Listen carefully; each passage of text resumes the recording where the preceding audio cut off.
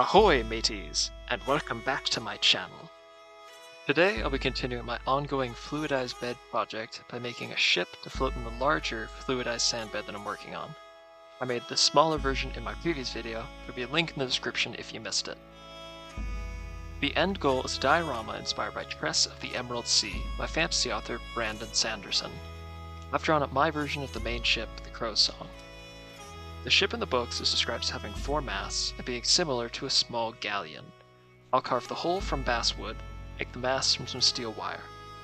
This is my first time making a model ship like this, so let's see what happens.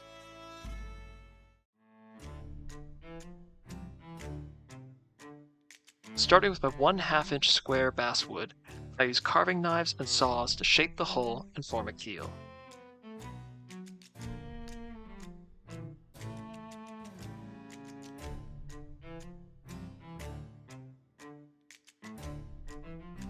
To make the differently leveled decks, I make shallow grooves with my saws to establish the levels of those decks, then carve away the wood to reveal them.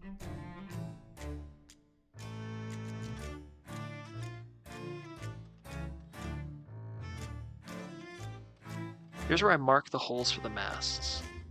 I kept the ship attached to the uncarved basswood at the stern.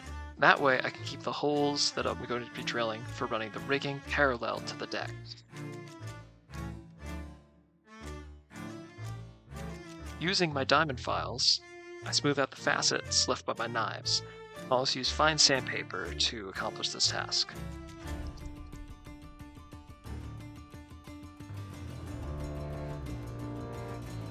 Now it's time to work on the stern. I've cut the ship off of the remaining material, then insert some mast wire into their holes. Acme gripped in my vise to give access to the entire hull for shaping.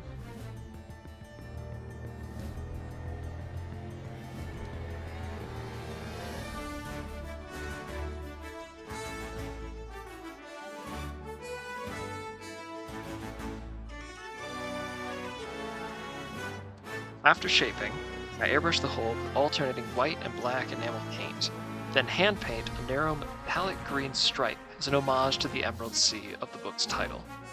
First cut a thin strip of masking tape for the area I wanted to paint. Then I cut more strips and laid them next to the first. After everything is masked off, peel off the original and apply paint to that narrow line. The deck is initially stained black, so that way the silver paint I'm going to add will stand out better. In the book, the Emerald Sea is composed of tiny spores which rapidly expand into large vines when exposed to moisture. Silver kills the spores, so ship decks are lined with it. There's no description of the pattern used in the Crow's Song, but I thought that since the emerald spores create vines, a flowing organic style was fitting.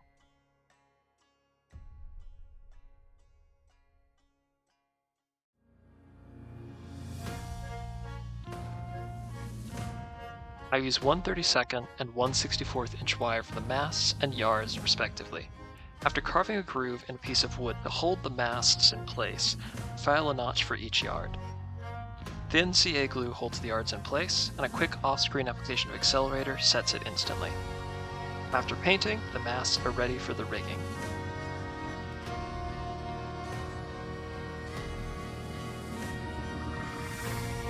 I use sewing thread to anchor the rigging to the masts, first lashing around every mast yard junction.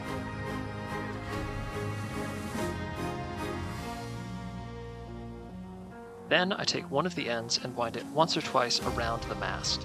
The second tail is formed into a loop, and then held close to the mast as the first thread is wound around it until being tied off near the end, all while keeping that loop open.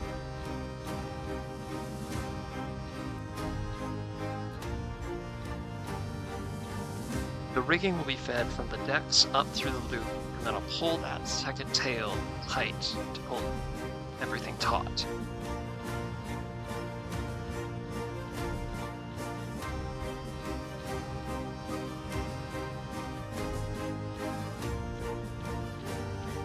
Dab of thin CA glue locks everything in place.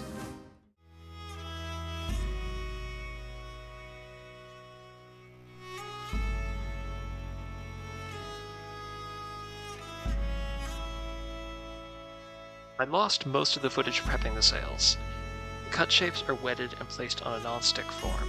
The same thread as the rigging is then cut to 3 to 4 inch lengths, dipped in thin CA glue, and then touched to the ends of each sail. They bond instantly and can then be peeled off and placed with the remaining sails. Here you can see the furled mizzen sails being glued to their yards. I use mulberry paper, which is very thin, but very, very strong, which is perfect for this project. A small drop of CA glue on the tips of the yards, and the thread bound to the sails is bonded. For additional strength, I wind it around at least once before snipping off the extra.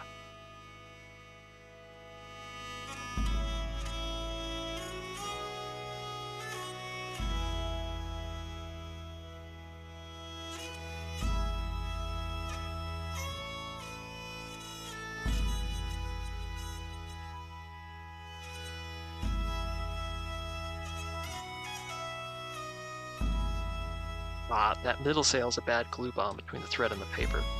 Fortunately, aligning them is a simple matter, and it's easy to just add a bit more glue to secure everything. Once the glue is dried, I've snipped the extra thread on the tops of the sails, making it easier to attach the bottom threads. They're wound around the previously established glue bonds, except for the bottom sail, which gets attached directly to the rigging and the hull.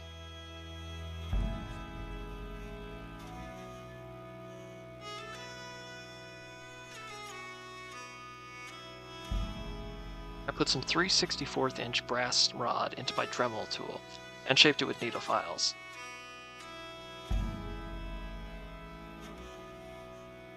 After nearly losing one when it flew across my workshop, I used a piece of cork to hold the second cannon as I cut it off with a file. Crow Song is described as having only 2 cannons, one on the foredeck and another on the aft. Little CA glue holds both in place.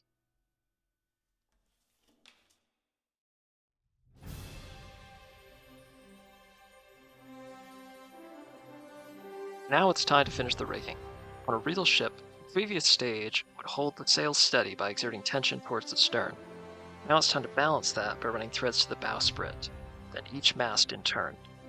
Each mast should now be held in place, prevented from moving forwards by the rigging and backwards by these new lines.